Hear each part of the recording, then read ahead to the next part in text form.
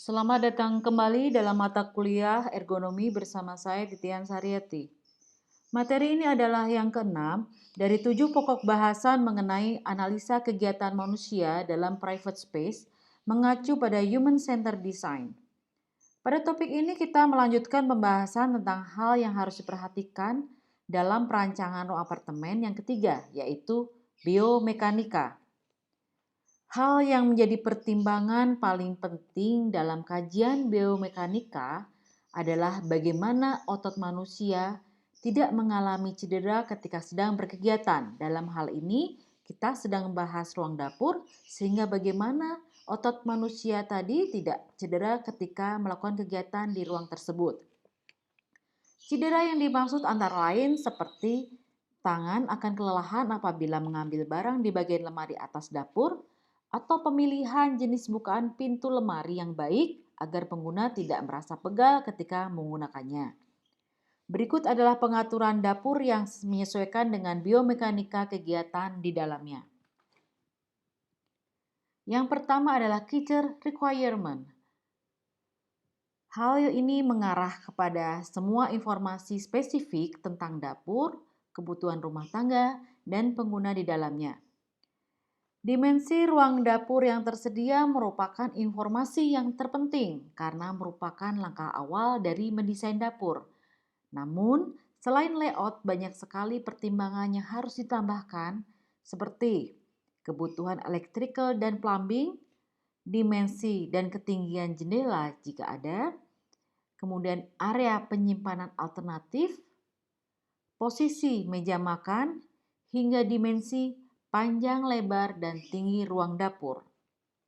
Selanjutnya, informasi lengkap kebutuhan rumah tangga juga diperlukan, antara lain terkait luasan tempat tinggal, lifestyle, cooking habit, dan eating habit, kemudian shopping habit, dan juga tujuan utama dapur.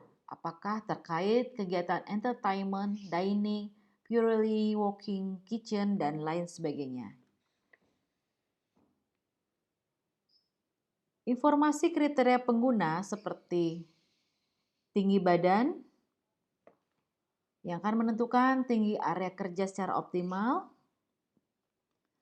Kemudian, apakah pengguna menggunakan tangan kanan lebih dominan atau tangan kiri? Kemudian, jenis item yang akan disimpan pada dapur itu juga merupakan informasi tambahan yang harus kita dapatkan ketika hendak mendesain sebuah dapur.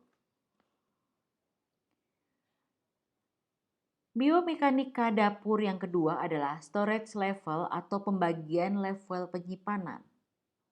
Kabinet dapur dapat dibagi menjadi 3 jenis berdasarkan levelnya, yaitu kabinet bawah atau base cabinet, kabinet atas atau wall cabinet, dan stand cabinet atau lemari dapur yang ketinggiannya mulai dari base cabinet hingga puncak wall cabinet.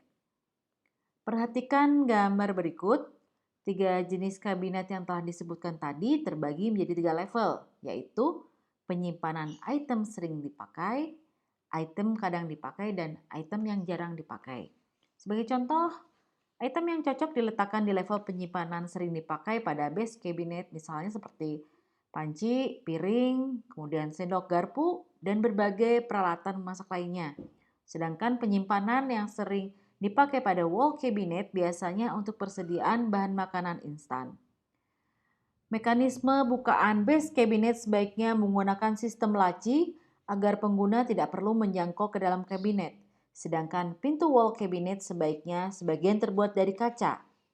Hal ini agar pengguna bisa langsung mengetahui barang yang dicari tanpa harus membuka secara keseluruhan lemari pada upper unit. Dengan cepat mengetahui barang yang diinginkan, pengguna terbebas dari kelelahan otot leher dan juga otot lengan. Biomekanika dapur yang ketiga adalah penentuan mekanisme kabinet yang dispesialisasi berdasarkan unit penyimpanan di dalamnya. Pertama, ada laci khusus penyimpanan bahan makanan kering dengan mekanisme laci dan daun pintu.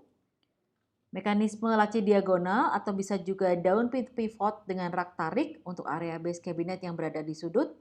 Selanjutnya ada juga mekanisme laci menerus untuk penyimpanan peralatan masak dengan ukuran yang cukup besar.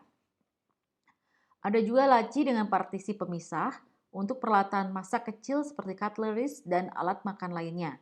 Ada variasi lain juga untuk laci yang berada di bawah sink yang biasanya dilengkapi ruang untuk kotak sampah.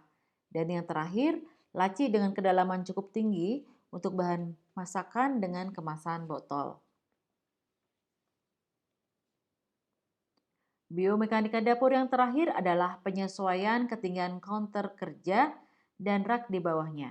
Ketinggian counter kerja dapur harus menyesuaikan dengan tinggi badan penggunanya, bukan sebaliknya. Maka dari itu ada aturan umum di mana ketika lengan ditekuk, jarak antara siku dan permukaan kerja harus berada pada 10-15 cm. Aturan ini demi mempertahankan postur sehat dan mengurangi beban kerja. Harus diperhatikan juga bahwa area kerja yang berbeda akan memiliki tinggi yang berbeda pula. Hal inilah yang mendorong diciptakannya kompor tanam. Lanjut ke rak di bawah permukaan area kerja.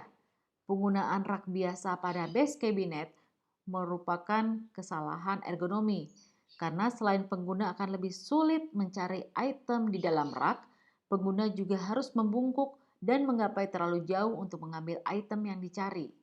Pada akhirnya, pengguna harus mengeluarkan dulu item yang berada di depan untuk menemukan yang di belakang dan nantinya akan terlalu malas untuk mengembalikan item ke tempat semula. Karena itu, mekanisme laci dan pintu tarik ini muncul untuk memudahkan pekerjaan agar lebih efisien dan juga tetap nyaman. Penjelasan tentang topik ini akan dilanjutkan pada pokok bahasan ke-7 tentang psikologi kerja terkait desain dapur pada apartemen. Berikut adalah beberapa tautan, baik buku maupun jurnal yang dapat kalian pelajari untuk bisa lebih memahami biomekanika dapur. Sekian, terima kasih dan sampai jumpa di materi selanjutnya.